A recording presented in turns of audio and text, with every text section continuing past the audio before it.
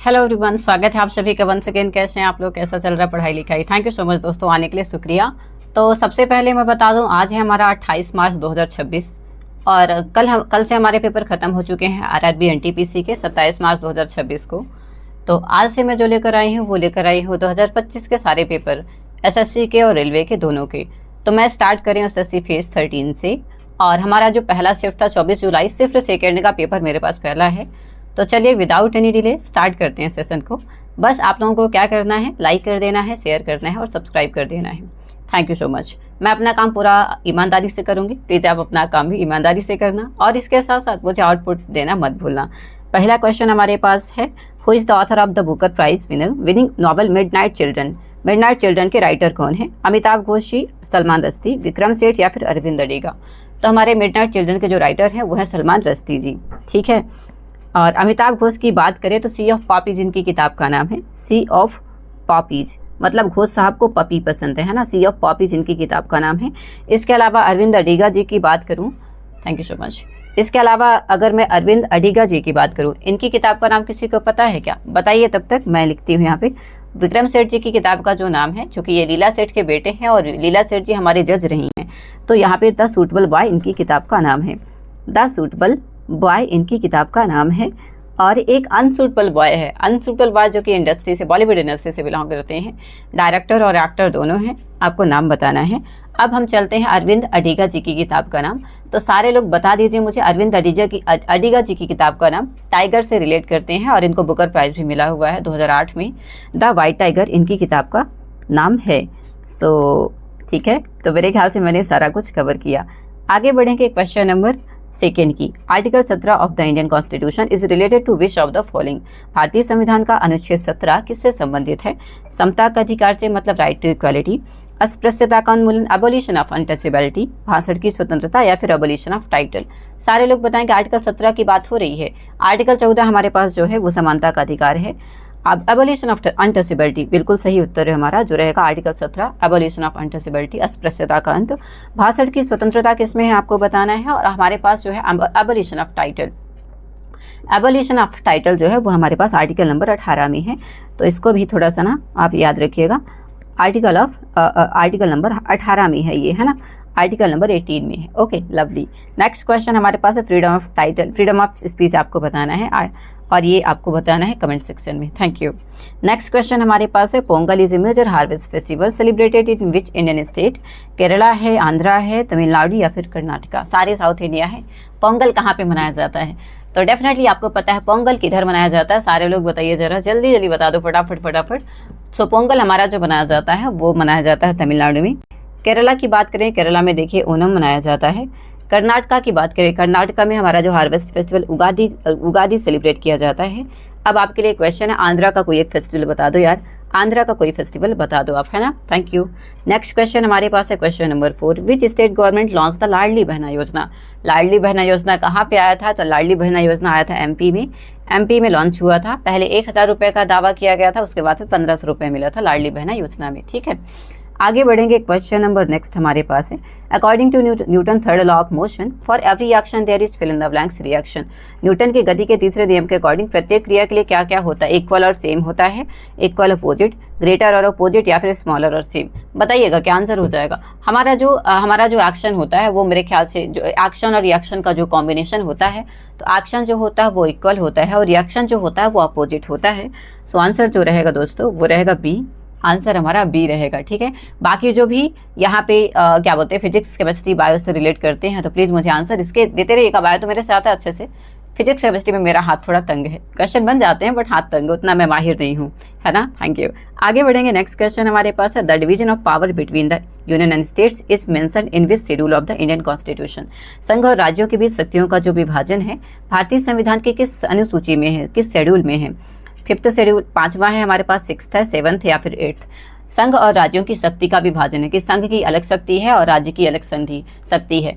तो अगर मैं बात करूँ, देखिए हमारा जो आंसर रहेगा भाई, मेरे ख्याल से ये हमारा जो केंद्र और राज्य का वो है तो वो मेरे ख्याल से 7th शेड्यूल में है, 7th शेड्यूल में है, जितना मुझे रिकॉल हो रहा है 7वें शेड्यूल में है। ठीक है, आई होप आपको प्रॉपर विजिबल होगा, मैं प्रॉपर विजिबल होंगी। लाइक जिनने नहीं किया है प्लीज़ लाइक कर देना, शेयर कर देना, सब्सक्राइब मार देना। और इसके साथ साथ आपको एक डेली वीडियो मिलेगा जो कि मिलेगा 8:08 में सुबह सुबह। थैंक यू, बहुत शुक्रिया। और ऐसे ही मैं सारे PYQ करवाऊंगी, लेटेस्ट एग्जाम के जितने भी पेपर रहेंगे मैं कोशिश करूंगी पूरी कि मैं लाने की कोशिश करूँ आप लोगों के लिए। नेक्स्ट क्वेश्चन हमारे पास है question number 7। Which type celebrates the Torgya festival in Arunachal Pradesh. एक क्वेश्चन मैंने लास्ट में पूछा था भी, अरुणाचल प्रदेश का कोई एक डांस बता दूँ, आ गया तोरग्या। ओह माय गुडनेस, मैंने खुद ही बता दिया। मोनपा टाइप सेलिब्रेट करती है खासी, मिजो या फिर बोडो, बताइएगा प्लीज। तोरग्या जो फेस्टिवल है वो अरुणाचल प्रदेश में सेलिब्रेट होता है, तो कौन सा टाइप करता है? मोनपा है, खासी है, मिजो या फिर बोडो? आंसर जो हमारा रहेगा भाई वो रहेगा मोनपा ट्राइब सेलिब्रेट करती है तोरग्या फेस्टिवल। ठीक है, तो इसको थोड़ा सा ना याद रखिएगा, इसको थोड़ा सा याद रखिएगा। चलिए आगे बढ़ेंगे। नेक्स्ट क्वेश्चन हमारे पास है क्वेश्चन हम्पी उत्सव। हम्पी आपको पता है हम्पी किसका कैपिटल था? तो विजयनगर का कैपिटल था। अब यहाँ पे हम्पी उत्सव भारत के किस राज्य में सेलिब्रेट किया जाता है? केरला है, कर्नाटका है, तमिलनाडु या फिर आंध्रा? आपको पता है हरिहर और बुक्का नामक दो भाइयों ने विजयनगर को बसाया था, और विजयनगर का अगर मैं करंट लोकेशन बताऊं तो वो कर्नाटका है। इसको थोड़ा सा याद रखिएगा, अच्छा क्वेश्चन बन जाता है हम्पी, है ना। आगे बढ़ेंगे। नेक्स्ट क्वेश्चन हमारे पास है what was the primary objective of implementing GST in India. Bharat में GST लागू करने का मुख्य उद्देश्य क्या था? One nation one tax, increasing black money काला धन, मल्टीपल टैक्स सिस्टम या फिर टू इंक्रीज इम्पोर्ट्स? सारे लोग बताएंगे। GST लागू करने का क्या था? तो मोदी साहब के टाइम पे GST लागू हुआ था 2017 में, 1 जुलाई 2017 में। और मोदी साहब one nation one vote, one nation one subscription और वन नेशन वन टैक्स, इसका फॉर्मूला हुआ है। तो या है ना, अब बस लागू हो जाए वन नेशन वन वोट, अब मतलब one nation one election. We are waiting patiently, है ना। सो या हमारा जो आंसर आएगा that will be a number हो जाएगा। नेक्स्ट क्वेश्चन हमारे पास है which country is known as the land of white elephant. White elephant के नाम से क्या जाना जाता है? सफेद हाथियों की भूमि। इंडिया है, थाईलैंड है, श्रीलंका या फिर म्यांमार?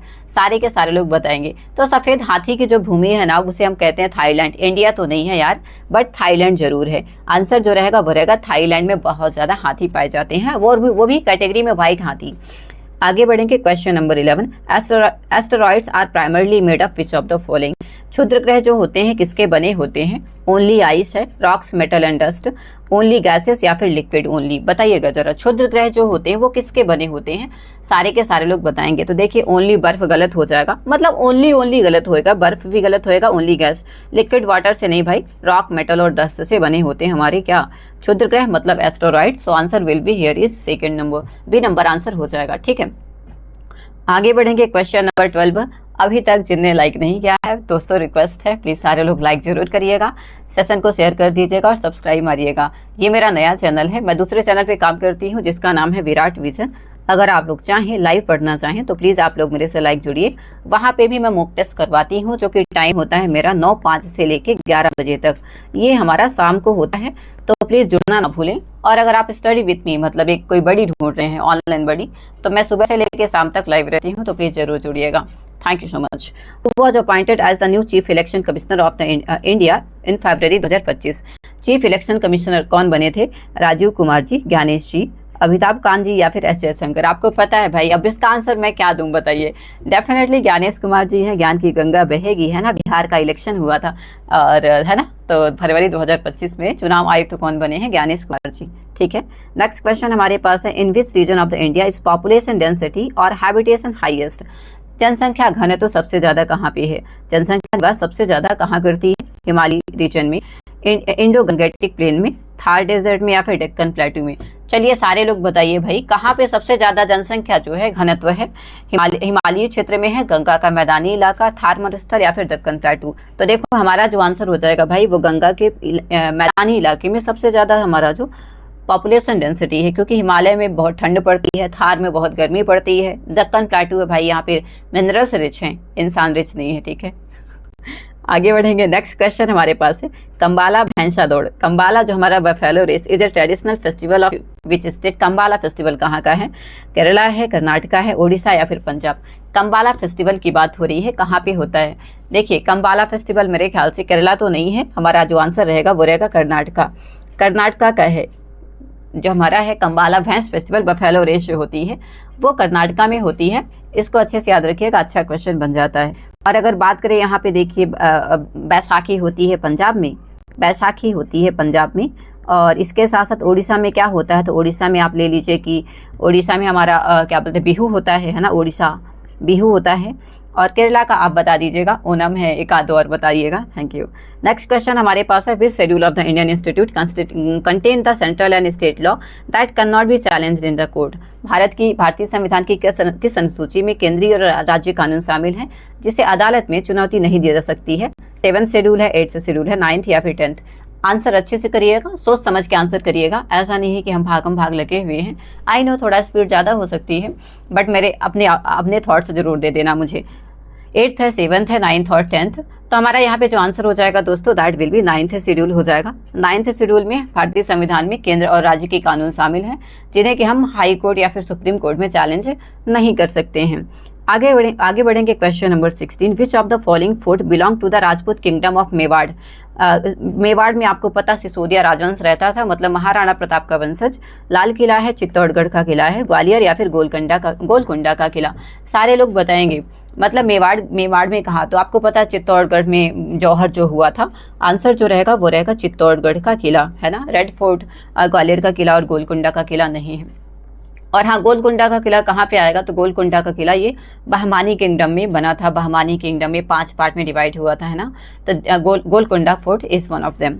ठीक है, आगे बढ़ेंगे। क्वेश्चन नंबर हमारे पास 17 है, what is the main function of the BRICS think tank council BTTC to declare war, quality recommendation exchange of ideas, to control the UN या फिर प्रिंटिंग करेंसी? हमारे पास ब्रिटिश थिंक टैंक परिषद का मुख्य कार्य क्या है? सॉरी, ब्रिक्स आपको पता है, ब्रिक्स जो हमारे पास है। थिंक टैंक परिषद का काम क्या है? युद्ध की घोषणा करना है, नीतिगत सिफारिशें और विचारों का आदान प्रदान करना है, UN को नियंत्रित करना है, यूनाइटेड नेशन को कंट्रोल करना है, एंड मुद्रा छापना है। सारे लोग बताइएगा प्लीज, क्या आंसर हो जाएगा हमारा? थिंक टैंक की बात हो रही है, तो थिंक टैंक मतलब सोचेंगे समझेंगे, हम लड़ाई दंगे पे नहीं उतरेंगे, दिमाग से खेलेंगे। UN को कंट्रोल नहीं करना है भाई, मुद्रा नहीं छापना है। आंसर जो रहेगा that will B B number, policy recommendation exchange of policy ideas, है ना। आगे बढ़ेंगे। क्वेश्चन हमारे पास 18 है, नौखाई। नौखाई एक एग्रीकल्चर फेस्टिवल है, is primarily celebrated in which state? Nuakhai, Puakhai, Malkhai, है ना। तो हमारे पास एक कृषि महोत्सव है, मुख्य रूप से किस राज्य में? पंजाब है, उड़ीसा है, असम या फिर बिहार? तो ये वाला तो आंसर पता है आपको, नुआखाई, मालखाई, पूरी खाई। ये कहाँ हो जाएगा? हमारा हो जाएगा उड़ीसा में खाई सब ये, है ना। ठीक है आगे बढ़ेंगे। हमारे पास नेक्स्ट क्वेश्चन हमारे पास है, question number 19। Gandhara art school was developed under which dynasty? Gandhar कला विद्यालय किस राजवंश के तहत विकसित हुआ था? मौर्य डायनेस्टी, कुनार डायनेस्टी, गुप्ता या फिर चोला? सारे लोग बताएंगे। गांधार आर्ट की बात हो रही। गांधार आपको नाम से समझ आ रहा होगा कि साउथ इंडिया का है। अब बता दीजिए प्लीज, गांधार हमारे पास कहाँ का है? ऑप्शन हमारे पास है मौर्य एम्पायर, बिल्कुल गलत हो जाएगा। गुप्ता एम्पायर गलत हो जाएगा। चोला भी गलत होगा। आंसर जो रहेगा वो रहेगा कुषाण डायनेस्टी।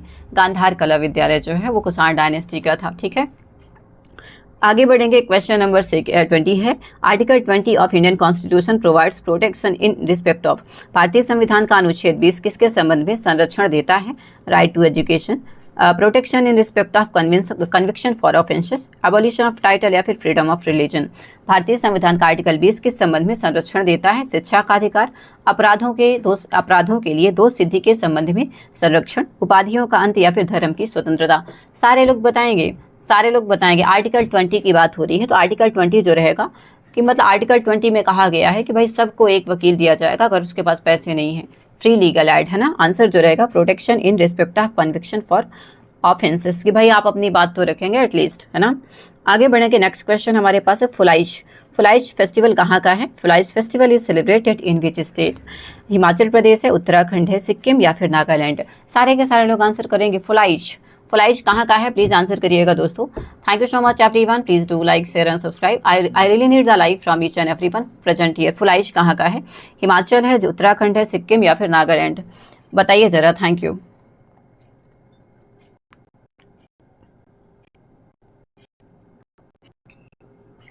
हमारा जो आंसर हो जाएगा फुलाइश का, आप लोग बताएंगे इसका आंसर? मैं का होमवर्क दे देती हूँ, प्लीज कमेंट करिएगा। अच्छा क्वेश्चन है यार, इजी क्वेश्चन है।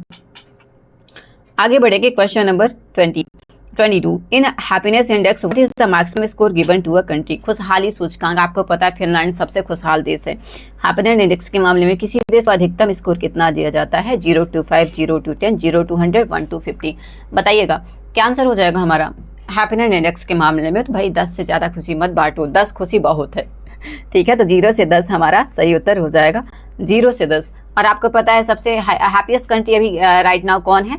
तो फिनलैंड का नाम हमेशा अक्सर मतलब मोस्टली ज़्यादा आता है कि वो खुश देश है। क्वेश्चन नंबर 23 जो थर्ड लास्ट हमारा क्वेश्चन होने वाला है। Which South African country joint BRIC in 2010 to make its BRIC था, अब ब्रिक्स बन गया है। बता दो यार, इजिप्ट है, साउथ अफ्रीका है, अर्जेंटीना, नाइजीरिया। अगर किसी को नहीं भी बनेगा ना, आंख बंद करके आंसर दे देगा। BRIC था और एस हो गया है तो साउथ अफ्रीका हो जाएगा। दोस्तों thank you so much everyone. सारे लोग प्लीज़ लाइक जरूर करिएगा, शेयर करिएगा और सब्सक्राइब मार दीजिएगा। डेली आपको जो ये वीडियो मिलेंगे वो मिलेंगे आपको 8:08 में सुबह 8:08 AM पे मिलेंगे। तो प्लीज़ आप लोग वेट जरूर करिएगा और मैं डेफिनेटली डेली वीडियोस लाऊंगी। RRB NTPC के अभी पेपर ओवर हुए हैं 27 मार्च 2026 में। आज से मैंने स्टार्ट कर दिया SSC के सारे पेपर का मतलब 2025 के पेपर लाने। तो प्लीज़ आप लोग जरूर जुड़िए, आप भी जुड़िए, आप अपने दोस्तों को भी लाइए, बंधुओं को भी लाइए। Thank you.